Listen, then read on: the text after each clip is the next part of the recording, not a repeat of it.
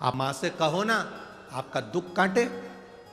रामकृष्ण परमहंस जी से बार बार स्वामी विवेकानंद जी ने कहा, आज आपको माता को कमरे में जब आप मिले तो मां से कहिएगा।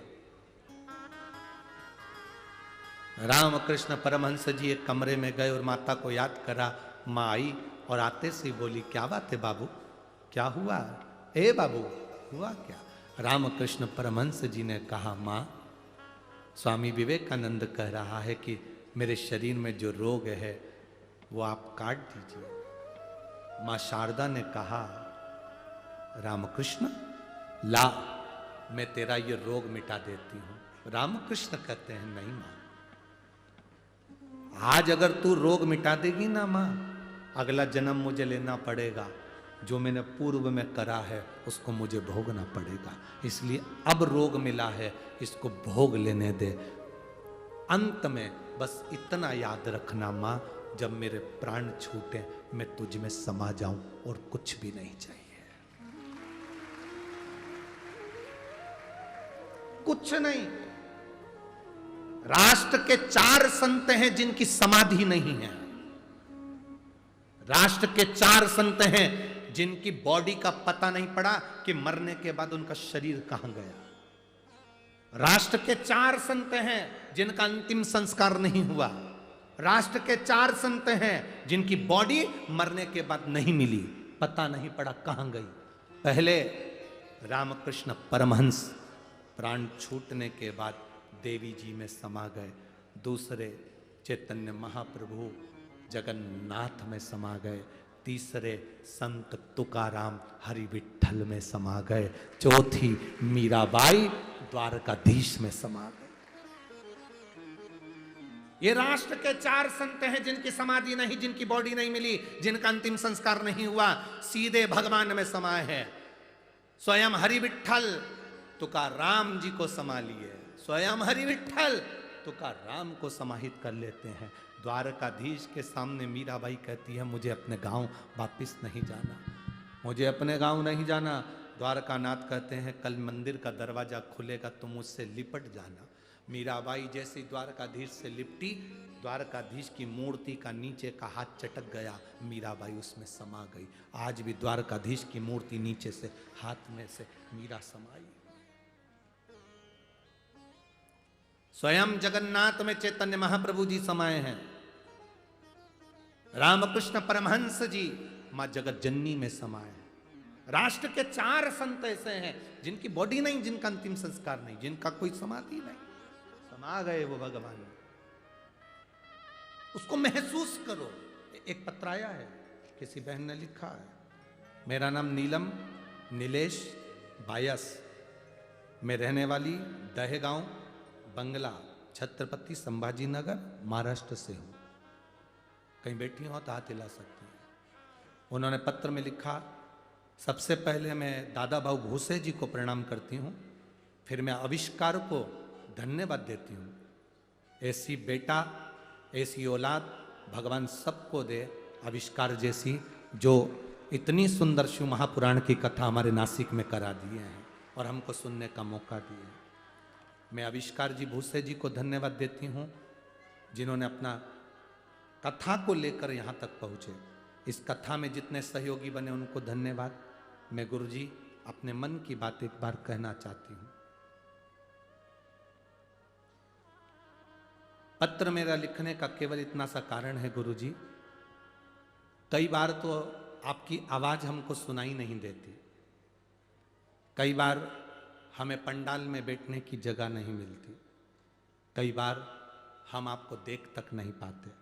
पर गुरुदेव एक बात जरूर है, आप दिखें चाहे ना दिखें, सुनाई दें ना दें, पर जब आप मंच पर आते हैं, व्यासपीठ पर बैठते हैं, हम दिन भर गर्मी में हमारे चेहरे पर से पसीना बहता है, पूरी समय हमें गर्मी लगती है, पर जैसी कथा चालू होती है ऐसा लगता है कोई हमारे ऊपर हवा कर कर जा रहा है और पसीना तक नहीं आता। गुरुदेव आप नहीं भी दिखते या सुनाई भी नहीं देता, पर हमें महसूस होता है कि आप कथा चालू कर दिए हैं। हवा आती है, पवन चलती है, ऐसी ठंडी पवन चलती है कि महसूस होने लगता है कि भोले बाबा आ गए और कथा प्रारंभ हो गई। शिव तत्व को जाना। शिव औघड़ी है, शंकर औघड़ी है। और देखिए, ये केवल कथा का प्रभाव नहीं है, इसको कथा का प्रभाव नहीं कहते हैं, इसको प्रभाव कहते हैं आपके भजन का। इसमें सीहोर वाले महाराज का कुछ भी नहीं, इसमें आपके भजन का बल है। आप जो भजन करती हो, आप जो भगवान का नाम लेती हो, आप जो श्री शिवाय नमस्तुभ्यम कहती हो, आप ओम नमः शिवाय कहते हैं, चाहे राम कहते हैं, चाहे हरि विठ्ठल कहते हैं, चाहे माँ जगतजननी का नाम लेते हो, आप जिस भगवान को भजते हो उस भगवान के नाम में इतना प्रताप है। आप भजन करते हो उसमें इतना प्रताप है। इसमें किसी दूसरे का प्रताप नहीं, किसी और वाले महाराज का कोई प्रताप होगा या संसार के कोई व्यक्ति का प्रताप होगा। इसमें किसी का प्रताप नहीं है, इसमें आपका प्रताप, आपके भजन का प्रताप, आपकी भक्ति का प्रताप। आप जो भजन करें वो जीवन का एक सुख देने वाला। शिव कथा कहती है, भगवान शंकर का संवाद कहता है, अंजनी माता के गर्भ से संतान ने जन्म लिया। वो अंजनी माता के गर्भ से संतान की प्राप्ति जो हुई वो एक सुख देने वाली थी, एक आनंद देने वाली थी। शिव महापुराण की कथा में आगे जो वर्णन आया, भगवान शंकर का जो पवित्र चरित्र का वर्णन करा, जो मंथन की लीला का वर्णन करा, उसमें 5 गौ माता का प्रागट्य हुआ। 5 गाय प्रकट होने का कारण केवल इतना है कि बाद में जब मंथन हुआ, उस मंथन में जो विष निकलेगा, वो विष जो पिएगा उसका कंठ जलेगा, इसलिए मंथन के पहले गौ माता निकली। जब गाय प्रकट हुई, गौ माता प्रकट हुई, गौ माता जब निकली और गाय को निकलने के बाद जब देवाधिदेव महादेव के पास में विष पहुंचा, भगवान शंकर के पास में जब विष पहुंचा, शंकर भगवान ने उस विष को देखा, उस विष को हाथ में लिया और विष को लेकर भगवान शंकर ने प्रणाम कर कर उसको पी लिया। कई लोग कहते हैं, जो नशा करने वाले होते हैं, वो नशेले व्यक्ति भगवान को बदनाम करते हैं। कहते हैं तुम्हारे भगवान भी तो गांजा पीते हैं इसलिए हम गांजा पीते हैं, तुम्हारे भगवान भांग खाते हैं इसलिए हम भी नशा करते हैं। तो उनसे निवेदन है, जो भगवान का नाम बदनाम कर रहे हैं कि भगवान ऐसा करते हैं, तो निवेदन है, भगवान तो विष भी पीते हैं, एक बार डब्बा खोल के पी जा। भगवान को बदनाम ना करिए, देवता को बदनाम ना करिए कि भगवान गांजा पीते हैं या भगवान ये तो दुनिया के लोगों ने फोटो बना दिया शंकर जी को गांजा पीते हुए, शंकर जी को ये पीते हुए। मेरा विश्वास करता है, मेरे भारत की कोई माँ ऐसी नहीं, भारत की कोई स्त्री ऐसी नहीं जो अपने पति को पुड़िया फाड़ कर, तंबाकू मल कर अपने पति को देती हो कि खा लो। भारत की कोई मां अपने पति को, अपने बेटे को तंबाकू खाने को नहीं देती, पाउच खाने को नहीं देती। भारत की कोई मां जब अपने पति को एक तंबाकू, बीड़ी, सिगरेट नहीं देती, तंबाकू खाने को नहीं देती, तो भारत की भूमि पर रहने वाली मेरी पार्वती मैया अपने पति को भांग कैसे दे सकती है? जरा विचार करिए। ये तो दुनिया के लोगों ने भगवान को बदनाम करने का प्लान बनाया कि देवताओं को बदनाम करो, नवयुवक टीम को बिगाड़ दो। बिगाड़ेंगे कैसे नवयुवक टीम को? कह देंगे देवी जी को मदिरा चलती है, उनको ये चढ़ता है, उनको चिलम चढ़ती है, उनको भांग चढ़ती है, तो नवयुवक लड़का लड़कियों को बिगाड़ा कैसे जाए? तो उन्हें धर्म को साथ में जोड़ लिया और धर्म को जोड़कर नवयुवक टीम को बिगाड़ दिया।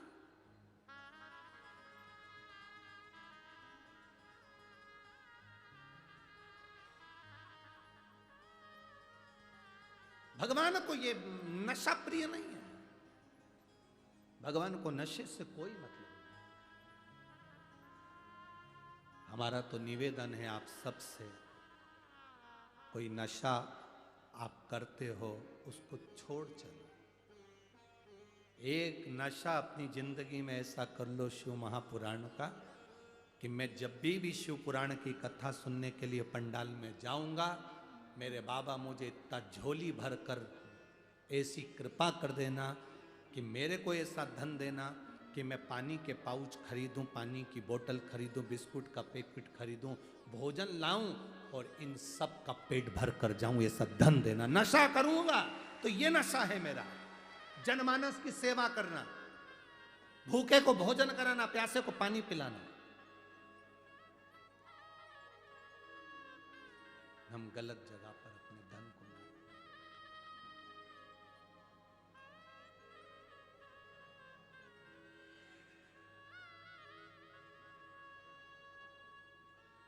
जो मिला वो कम ना मिला, जो मिला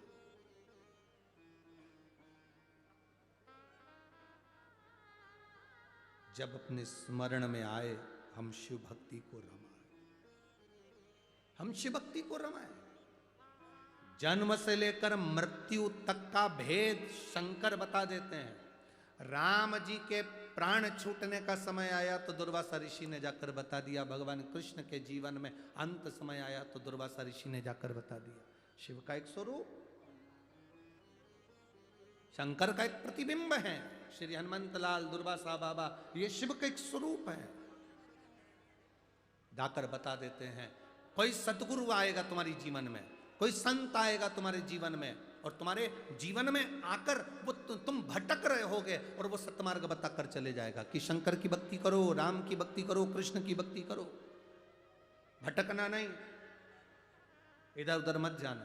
कोई कितना भी लोभ दे, कोई कितना भी लालच दे, आप नहीं जाइए। कोई कह दे हमारे धर्म में ऐसा होता है, हमारी साइड आ जाओ, ना ना ना, जूठन मत खाना, अपने घर की पत्तल खाना, पर दूसरे धर्म में कभी मत जाना। अपने घर का भोजन करना पर दूसरे धर्म में मत जाना। अपने घर का भोजन, झूठन ना खाइए, किसी दूसरे धर्म में ना जाइए।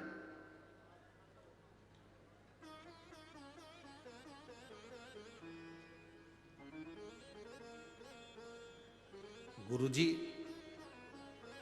हम किसको भजें? तुम्हारा मन, 33 कोटि देवी देवता हैं, तुम्हारा मन पड़े उसको भज लो। चाहे तो राम कहो, चाहे तो कृष्ण कहो, चाहे तो शिव कहो, चाहे भवानी कहो, चाहे गोदावरी कहो, जो मर्जी पड़े, तुम्हारा मन जो कर जाए, पर भजो अपने, दूसरे। अरे मेरे भोले तेरा सहारा है, मेरे भोले तेरा सहारा है, मेरी नैया का तू किनारा है, मेरी नैया का तू किनारा है। शिव आराधना में आपकी चित्तवृत्ति रमना चाहिए। समय आया, भगवान शिव की कथा कर रही है। विष शिव जी के पास में पिया। घर के बड़े हैं, विष पीना पड़ेगा। घर का जो बड़ा होता है, घर का जो बुजुर्ग होता है, घर का जो बयो होता है, उसको सुनकर चलना पड़ता है। बहुत सुनना पड़ेगा, बहुत। छोटी बहू गलती कर देगी तो सास उसे माफ कर देगी, पर बड़ी बहू गलती करेगी तो माफ नहीं करेगी। देख के नहीं चल सकती थी, अंधी हो गई। अंधी है तू, अकल नहीं है तेरे में, देख कर नहीं चल सकती थी। छोटी अगर गलती करेगी, छोटी है, अकल नहीं है, अभी नहीं है, आई है, उसे नहीं मालूम। इसलिए शिव महापुराण की कथा कहती है ज्यादा बड़े मत बनो। ज्यादा बड़े बन जाओगे तो फिर भगवान का भजन नहीं हो पाएगा। जितने छोटे बनकर जिंदगी जियोगे उतना अच्छा है। जितने ज़्यादा लोग बड़े हो जाते हैं उनकी 3 चीज़ें चली जाती है, एक हंसी, एक भोजन, तीसरे नंबर पर उसकी ताली। ये 3 चीज बड़े लोगों की चली जाती है। ये हंस भी नहीं सकते ज़्यादा। जितने ज़्यादा धनपति, करोड़पति, सत्ताधारी, बहुत बड़े औहदे पर, पद पर, प्रतिष्ठा पर, कुर्सी पर कोई बैठ जाता है तो उसका भोजन भी चला जाता है, उसकी हंसी चली जाती है। हाथ की ताली चली जाती है, उसको खुशी हो रही है, ताली बजाना चाहता है, नहीं बजा सकता। कहीं आरती भी हो रही है तो भी ताली, क्योंकि बड़े हैं। हंसने का मन कर रहा है, आज खिलखिलाने का, हंसने का मन हो रहा है, हंस नहीं सकते, वो हंस नहीं सकते, बहुत स्लो हंसी, बहुत, दांत नहीं निकाल सकते, ज्यादा निकालेंगे तो लिपस्टिक दांत में चिपक जाए। भोजन भी गया, ज्यादा बड़े हो जाओ तो खा भी नहीं सकते। शादी में गए, 500 का लिफाफा दे रहे, कुछ नहीं खा रहे, बस धीरे से। इतनी देर में तो जो छोटा है वो तो सारे स्टॉल निपटा के चला गया। 100 रुपए का लिफाफा दिया और 200 का खा के गया। तुम 500 का दे रहे और 50 का भी नहीं खा के जा रहे।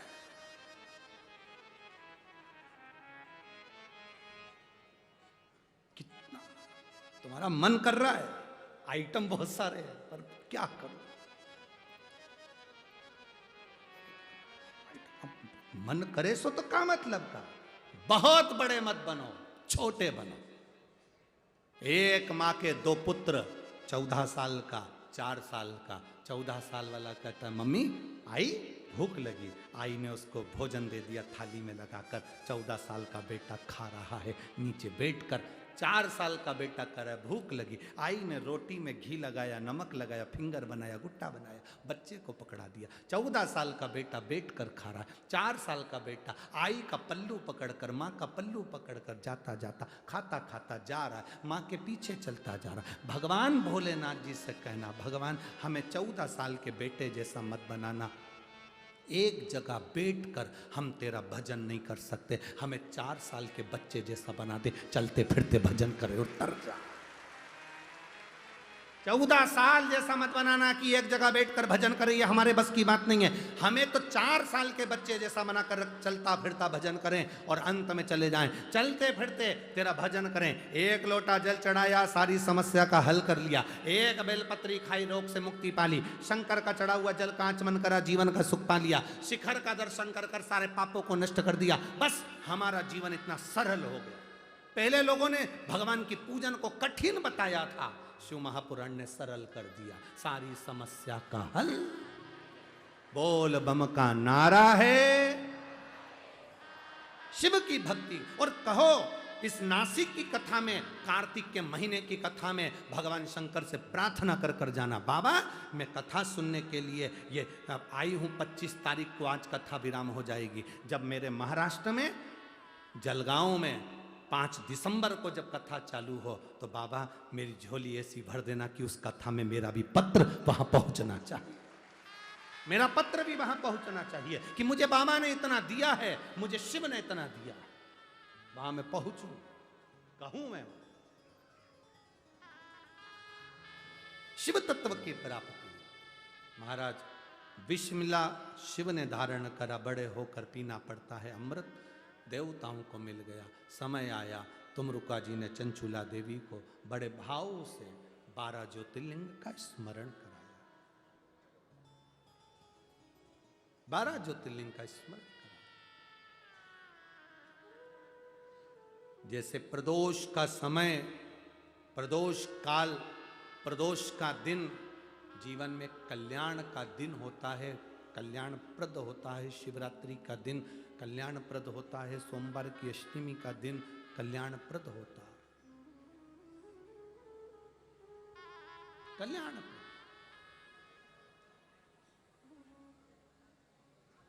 एक आनंद की अनुभूति करा जाता है, आनंद क्यों? शिव कथा कर 12 ज्योतिर्लिंग का स्मरण कराया। प्रथम सोमनाथ जी, चंद्र को काया रोग हुई, भगवान शिव ने उसको मुक्त करा। सोमेश्वर महादेव बनकर बैठे। भगवान कार्तिकेय रुष्ट होकर चले गए, भगवान मल्लिकार्जुन के रूप में विराजमान हो गए। दूषण नाम के राक्षस का काल बनकर महादेव प्रकट हुए तो महाकालेश्वर बने। विंध्य नामक पर्वत पर शिव ने आकर दर्शन दिया तो ओमकारेश्वर बनकर, नर नारायण के तप करने से केदारेश्वर बनकर प्रकट हो गए। कुंभकर्ण की धर्म पत्नी करकटी का पुत्र भीम, जिसने उपद्रव मचाया, उसका संहार करने के लिए भगवान भीमा शंकर बन गए। फिर आया वर्णन काशी विश्वनाथ का, जो मनु शत्रुपा के लिए शिव विराजमान हो। अगला वर्णन है त्र्यंबकेश्वर गौतम बाबा पर जो गौहत्या का दोष लगाया ईर्ष्या करने वालों ने, शंकर ने आकर उनके लिए गंगा जी प्रकट कर कर कल्याण कर दिया। ब्रह्मा विष्णु महेश त्र्यंबकेश्वर बन गए। अगला वर्णन आया है श्री वैद्यनाथ। रावण शिव जी को लेकर जा रहे थे, शंकर जाना नहीं चाहते थे, रुक। शिव की कृपा के बिना कुछ नहीं हो सकता। जब तक बाबा नहीं चाहेगा तब तक कुछ नहीं हो सकता। कई लोग हमसे कहते हैं गुरुजी कुबेरेश्वर धाम पर महादेव कब बैठेंगे? हम उनसे एक ही बात कहते हैं, जब बाबा को बैठना होगा तब बैठेंगे। तैयारी चल रही है, मंदिर निर्माण चल रहा है, गौशाला का भी बड़ा निर्माण, धर्मशाला का भी चल रहा है, आप लोगों का सहयोग मिल रहा है। जब बाबा बैठना चाहेगा तब बैठेगा। क्यों नहीं बैठ रहा, जल्दी क्यों नहीं बैठ रहा, उसकी मर्जी, क्यों नहीं बैठे ये तो उनके ऊपर निर्भर है। हो सकता है अयोध्या में राम जी महाराज को बिठाने के बाद मेरा बाबा फ्री होकर फिर आराम से बैठे, ये तो उसके ऊपर निर्भर है। वो भी तो पहले सबको लुटा देता है, बिठा देता है।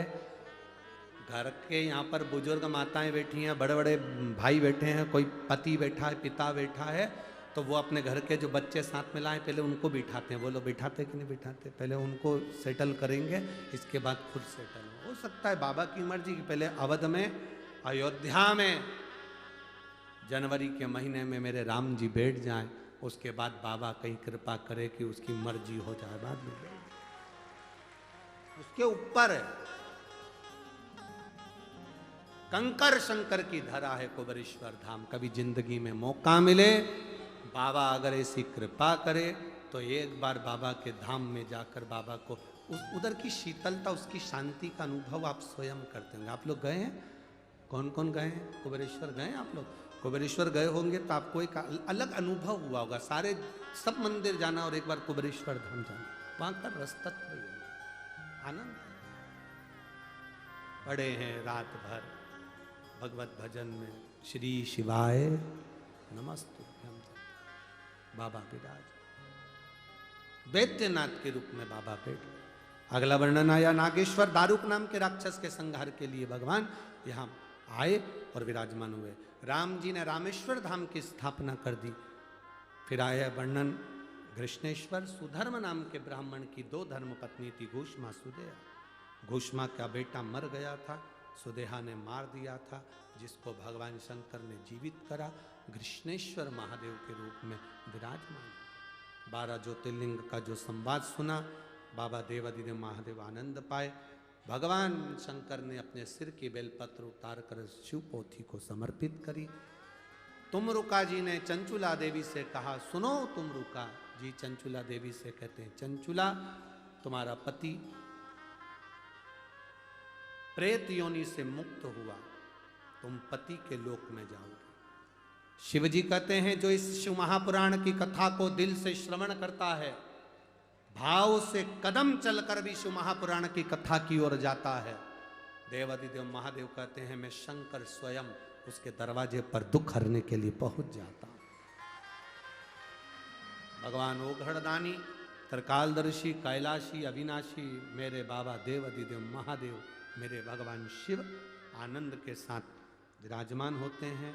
पवित्र शिव महापुराण की कथा माननीय श्री दादा बाबू भूसे जी के द्वारा और सुंदर भाव से आनंद के साथ में श्री आविष्कार जी भूसे और संपूर्ण श्री रामराव जी पाटिल नासिक से यजमान पद श्री प्राप्त करे हैं। फिर अजय जी बौरस्ते जी, बंटी तिंदवे जी, श्री रंजन ठाकरे जी, प्रशांत जादव जी, नरेश गीते जी, श्री राजू अन्ना लावटे जी, श्री लक्ष्मण साहू जी, श्री अंकुश पवार जी, श्री उदय सांगले जी एवं प्रत्यक्ष में जिसने सहयोग करा उन सब के बाबा कृपा बनाए।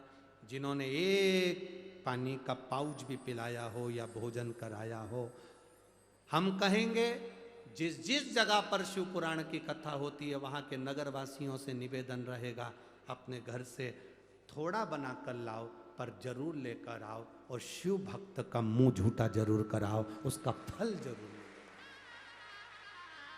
कथा में जरूर जाओ।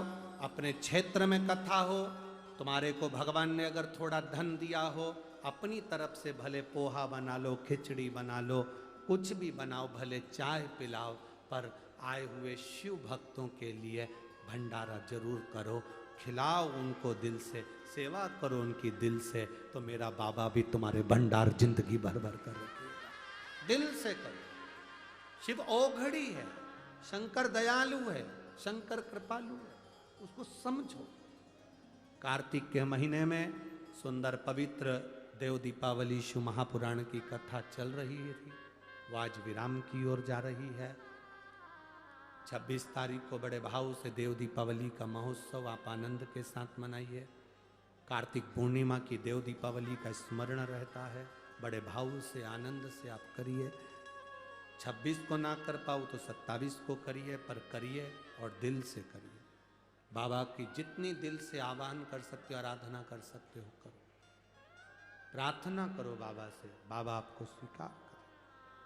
अपने जीवन में दुख हो, तकलीफ हो, बाबा से निवेदन करो, वो दुख काटेगा। श्री शिवाय नमस्तुभ्यं, श्री शिवाय नमस्तुभ्यं, श्री शिवाय नमस्तुभ्यं, श्री शिवाय नमस्तुभ्यं, श्री शिवाय नमस्तुभ्यं। भोला सब दुख काटो मारा, ओ भोला सब दुख काटो मारा। शिव शंकर जपूं तेरी माला, भोले बाबा जपूं तेरी माला, भोला सब दुख काटो मारा, ओ भोला सब दुख काटो मारा। वेश है मंगलकारी, वेश है मंगलकारी, शमशान वासी हमारा, शमशान वासी